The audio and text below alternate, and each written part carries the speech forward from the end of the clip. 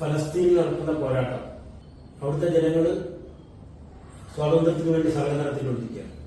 ഇതിനെ ലോകത്തിന്റെ വിവിധ ഭാഗത്തുള്ള മനുഷ്യന്റെ നന്മയിൽ താല്പര്യമുള്ള ആളുകൾ, മനുഷ്യത്വത്തിൽ വിശ്വസിക്കുന്ന ആളുകൾ, സ്വാതന്ത്ര്യത്തിൽ വിശ്വസിക്കുന്ന ആളുകൾ അപലപിക്കുന്നുണ്ട്, ശക്തമായി പ്രതിഷേധിക്കുന്നുണ്ട്.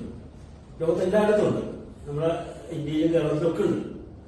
പക്ഷെ അടുത്ത കാലത്തെന്ന് പറഞ്ഞുകൂടാ, കുറെ കാലമായിട്ട് ഈ അടുത്ത കാലത്ത് കൂടിയത് മാത്രമേ ഉള്ളൂ.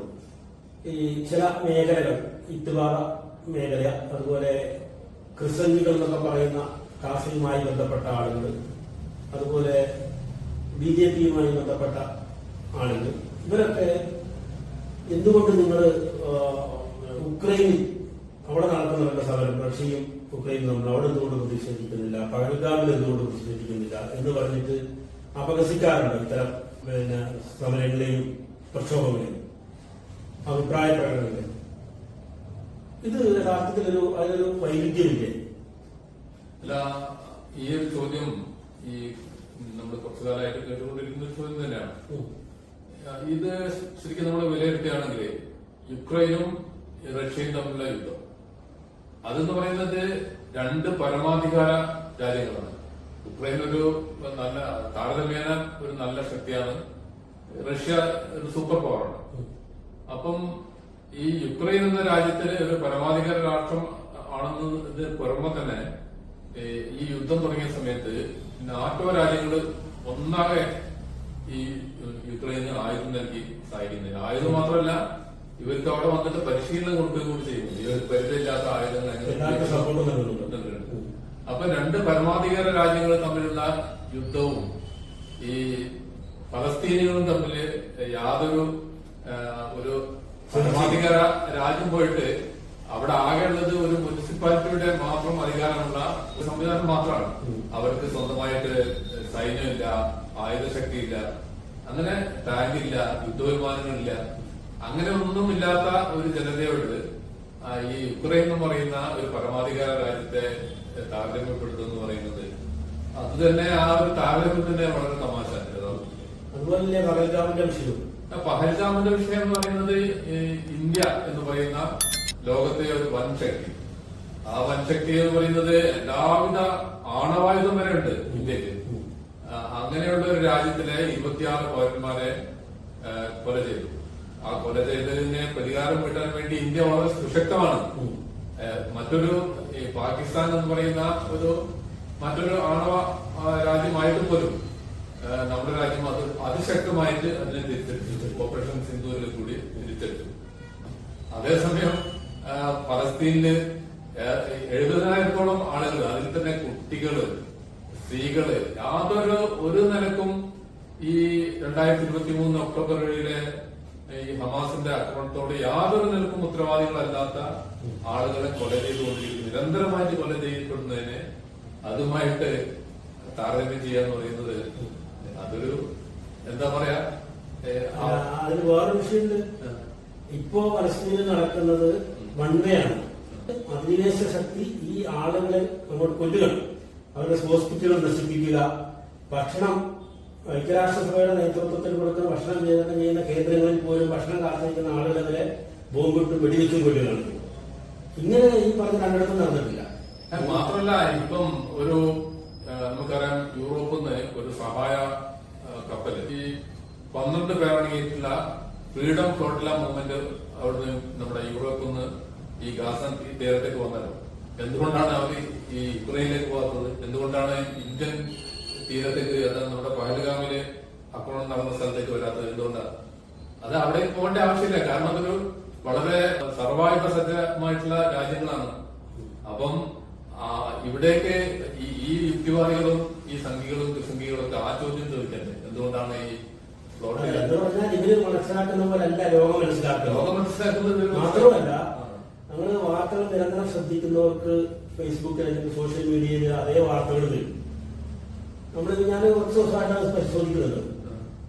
ഈ യൂറോപ്പിന്റെ തെരുവീതികളിൽ വൻപിച്ച പ്രക്ഷോഭം നടക്കുന്നുണ്ട്. ഫലസ്തീൻ അനുകൂലമായി ഇസ്രായേലിനെ എതിർത്തുകൊണ്ട് ശക്തമായ പ്രക്ഷോഭം നടക്കുന്നുണ്ട്. ഒരുപക്ഷെ നമ്മുടെ രാജ്യത്ത് മാത്രമേ നമ്മൾ കാണാൻ കഴിയില്ല.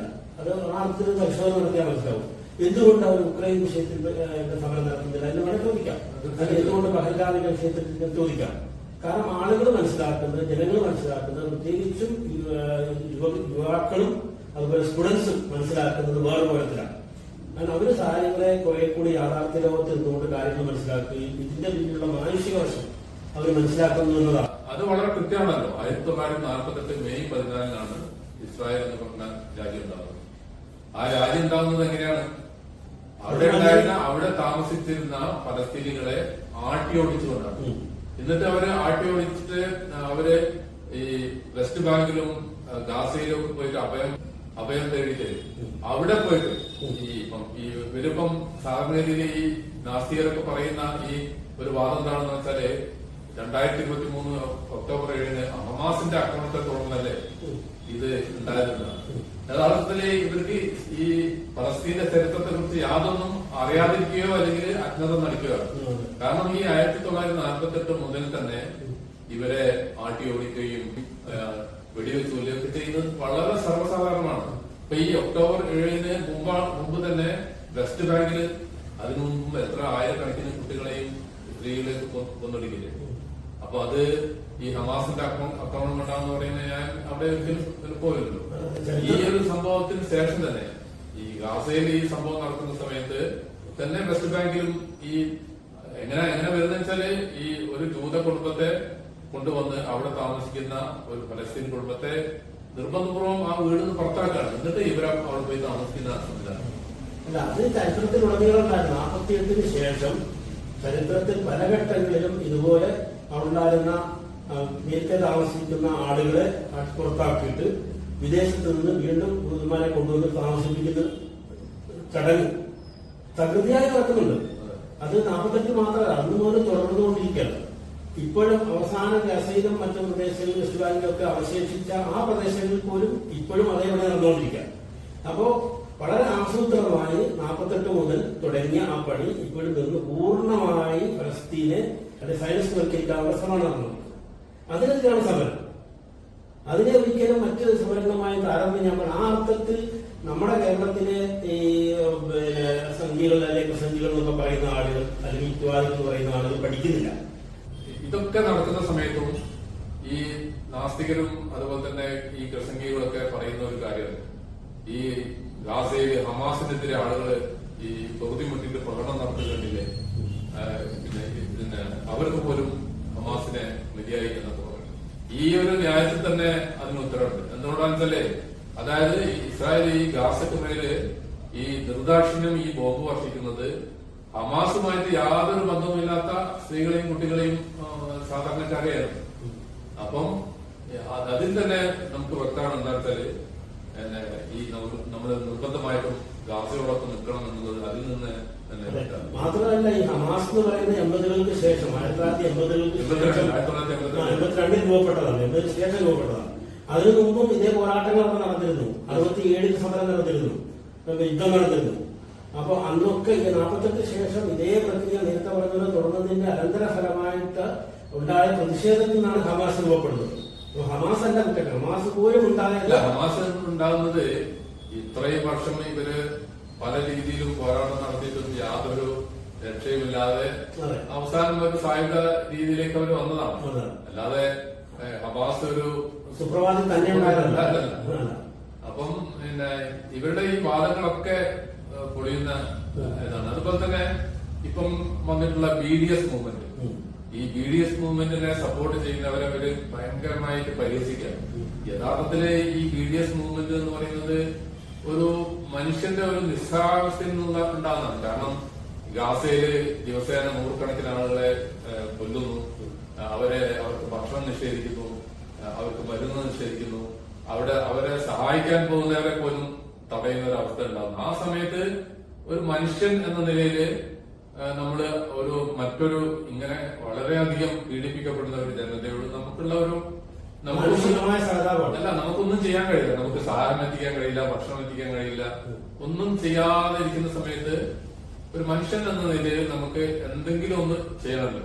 അപ്പൊ നമ്മളൊരു പ്രതീകാത്മകമായിട്ട് നമ്മളിങ്ങനെ പറയാണ്, അവരെ സഹായിക്കുന്നവരുടെ ഉൽപ്പന്നങ്ങള് നമ്മൾ വാങ്ങാതിരിക്കുക. അത്രേ ഉള്ളൂ. വളരെ സമാധാനപരമായിട്ടുള്ള ഒരു നമുക്ക് ചെയ്യാൻ കഴിയുന്ന ഒരു പണി അതേ ഉള്ളൂ. അല്ല, നമുക്ക് ഒരു മനുഷ്യൻ എന്ന നിലയില് മറ്റൊരു മനുഷ്യനോട് നമ്മള് അവരോടൊരു അനുദപിക്കാൻ വേണ്ടിയുള്ള ഒരു വളരെ സിമ്പിൾ ആയിട്ടുള്ള മാർഗം മാത്രമാണ്. അത് വളരെ നിർബന്ധിക്കുന്നതല്ല. ആർക്കെങ്കിലും താല്പര്യമുണ്ടെങ്കിൽ ഇത്രത്തോളം ആക്രമണം ഈ അടുത്ത യുദ്ധകാലത്തോ ഒന്നും ഉണ്ടായിട്ടില്ല. ഹോസ്പിറ്റലുകളിൽ നിരാജരാകളെ ബോംബിട്ട് കൊല്ലുകയും ചെയ്യുന്ന, ഭക്ഷണം കാത്തിരുന്ന ആൾക്ക് ബോംബിട്ട് കൊല്ലുന്ന ഒരു സംഗതി, അങ്ങനെ ഒരു യുദ്ധ രീതി, അക്രമ രീതി യുദ്ധത്തിൽ പറയാൻ പറ്റില്ല. അക്രമം ഒരു രാജ്യത്തും നടന്നിട്ടില്ല. അല്ല, യുദ്ധം നടത്തുമ്പോൾ അന്താരാഷ്ട്ര തലത്തിൽ തന്നെ അംഗീകരിക്കപ്പെട്ട കുറെ അതിനൊരു ഇതുണ്ട്. എന്നെ ചെയ്യാൻ പാടില്ല, കുട്ടികളെ ആക്രമിക്കാൻ പാടില്ല, സ്ത്രീകളെ ആക്രമിക്കാൻ പാടില്ല, നിരായുധരെ ആക്രമിക്കാൻ പാടില്ല എന്നൊക്കെ പറഞ്ഞ ഒരു അതെല്ലാം കാറ്റിൽ പറഞ്ഞ അതിനെല്ലാം പുച്ഛിച്ചുകൊണ്ടുള്ള ഒരു രീതിയാണ് അവർ അവലംബിക്കുന്നത്. അങ്ങനെയുള്ള മനുഷ്യന്മാരോട് നമ്മള് എന്തെങ്കിലും രീതിയിൽ നമ്മൾ അവരോടൊന്ന് ഒരു ഐക്യദാർഢ്യം പ്രകടിപ്പിക്കുന്നതിനാണ് ഈ BDS മൂവ്മെന്റ് എന്ന് പറയുന്നത്. അത് മാത്രം അത് ഈ പലസ്തീൻ വിഷയത്തിൽ മാത്രം തുടങ്ങിയതല്ല. 1994 ദക്ഷിണാഫ്രിക്കയില് വർണ്ണവിവേചന സർക്കാരിനെതിരായിട്ട് തുടങ്ങിയ പ്രസ്ഥാനമാണ് ഈ BDS മൂവ്മെന്റ്. അത് പിന്നെ പലസ്തീനിലും തുടർന്നത് മാത്രമാണ്. അതിൽ തന്നെ ഈ മുസ്ലിം ലോകവുമായി ബന്ധപ്പെട്ട വിഷയങ്ങളാണെങ്കിൽ മുൻകാല ചരിത്രം പഠിക്കേണ്ടതില്ല, പിന്നെ ലോകത്ത് നടക്കുന്ന മറ്റ് സമാന സംഭവങ്ങൾ പഠിക്കേണ്ടതില്ല എന്നതൊരു പൊതു മാനദണ്ഡമാണെന്ന് തോന്നുന്നു. അതാ ഈ അടുത്ത കാലത്ത് രൂപപ്പെട്ട ഒരു സംഭവമാണ്. ഒരു പക്ഷത്ത് മുസ്ലിങ്ങളാണെങ്കിൽ അത് എന്തിനേയും അവർക്കെതിരായിട്ടുള്ള ഏത് കാര്യത്തെയും ന്യായീകരിക്കുക എന്ന് പറയുന്ന ഒരു സമീപനം, അത് എനിക്ക് തോന്നുന്നത് ഏറ്റവും കൂടുതൽ ശക്തമായിട്ടുള്ളത് ലോകത്തുടനീളം ഉണ്ട്. പക്ഷെ കേരളത്തിൽ അതിന്റെ ശക്തി കുറെ കൂടി ശക്തി കൂടിയിട്ടുണ്ടെന്നാണ്. അതാണ് ഇസ്ലാമോഫോബിയ എന്ന് പറയുന്നത്. വെറും പേടി മാത്രമല്ല. അപ്പൊ കേരളം വളരെ നവോത്ഥാന കേരളം ആണ്. വളരെ എന്താണ് മാനുഷികതയും മാനവികതയൊക്കെയുള്ള ഒരു സംഭവമാണെന്നൊക്കെ പറയുന്നത് ഈ നമ്മുടെ സോഷ്യൽ മീഡിയ ഒക്കെ നോക്കിയാല് വളരെ തമാശ തോന്നും. കാരണം മനുഷ്യന്മാരോട് ഇത്രയധികം ഒരു കുഞ്ഞ് കൊല്ലപ്പെടുന്ന സമയത്ത് അതിന്റെ താഴെ വന്നിട്ട് ഇങ്ങനെ ചിരിക്കുന്ന ഇമോജികൾ ഇടുന്ന ഒരു സമൂഹമായിട്ട് കേരളം തീർച്ചയായിട്ടും മാറിയിട്ടുണ്ടെന്നാണ് നമുക്ക് മനസ്സിലാക്കുന്നത്.